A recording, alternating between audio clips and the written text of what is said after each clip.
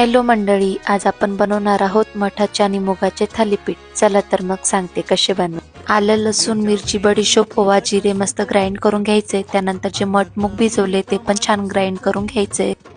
मठ मूग दळले, त्यामध्ये जे पहिले मिरची, आलं, लसूण, जिरं दळलं होतं ते त्यात टाकायचे। त्यानंतर चवीनुसार मीठ, लाल मिरची, हळद आणि बारीक चिरलेली कोथिंबीर आणि कांदा मिक्स करायचे आणि मस्त मिक्स करून घ्यायचं सर्व हे त्या पिठात।